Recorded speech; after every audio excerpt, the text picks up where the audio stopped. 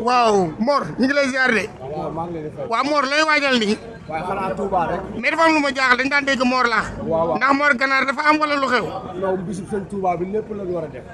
fi ne ni Mor laax moom waaw faral na ko bu baax. fa màggale ndi sëñ Fallou. waaw waaye li tàmbalee ci gileem. waaw bu nag. waaw xar bëy. waaw ganaar lépp lañu def ci màggal gi ndax sëñ Touba jar na ko. laaxum sàngalit lépp. am na màggal gi moom dara ñëpp. xam nga lu ñuy def di ñaanal sëñ Mountakha mu yàgg fi téwér rek. yàlla yóbbu ñu ci màgg gerte gi ak jàmm ak salaam. di wax ni yéen sama mbokk chauffeur Sénégal yi man Mor Laax dugub ba yorum réew. leen wax ni yéen ñëpp ngeen def doucement. te dawal ndànk. génn ndànk. ñu xool tali bi bu baax. ndax àddina bu fekkee yéen moom chauffeur si.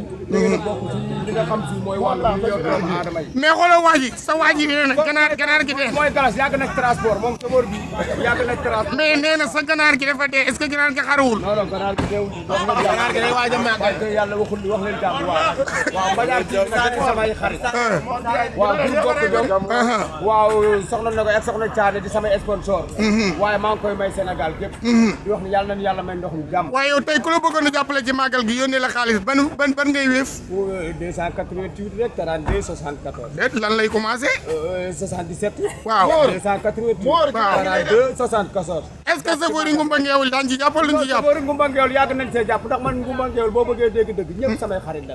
waaw askan yi fi ne yëpp doomu aadama yëpp région de Louga département Kébémer commune yi fi ne yëpp samay xarit a fi nekk. Mor ganaar gi ci ne de. ganaar gi xoolal ma chauffeur bu baax xoolal ma ganaar waaw chauffeur bi moom gën a mën a xoolal ganaar yi ndax fii garage Ngumba la te ganaar yi maa ngi ko jëndee genn ku ne ñaari junni ak ñaar téeméer waaw ca fekk dara nga 11 000 waaye lépp Serigne Touba jar na ko barke Rasulullah rey gileem rey xaabar xoroma ganaar laalu Serigne Touba jar na ko Mor yàlla nañu yàlla may màgg mais Mor xam nga lu ma neex si yow waaw da ngaa bëgg Ablaye Mbaye Peex waaw sama Serigne bu baax bi waaw mooy sama Serigne ndax lépp moom la ñun lu nu man rek ci Sénégal ci affaire wax lu baax yàlla ak Ablaye Mbaye Peexal ndax danaa lu chaque jour rek bu ngeen génnee di leen wax bu baax ñu ngi koy ñaanal fa lu gudd ak wér yàlla may ko màggalu jàmm waaw di ko ñaanal bu baax ndax kooku moom wax dëgg yàlla suñu doom baale waaye namul dara ndax moom moo la taxal di nekk ay jàmbaar daal waaw di ko ñaanal bu baax fan kon nag jaajëf di ko may Cheikh Ndiaye nag maire Kell Abdourahmane waaw Assane Seck di leen wax ni dinañ jàppale baykat yi dugub ba yorum réew wax ni yàlla ñu ngi leen ñaan ndoxum jàmm ak salaam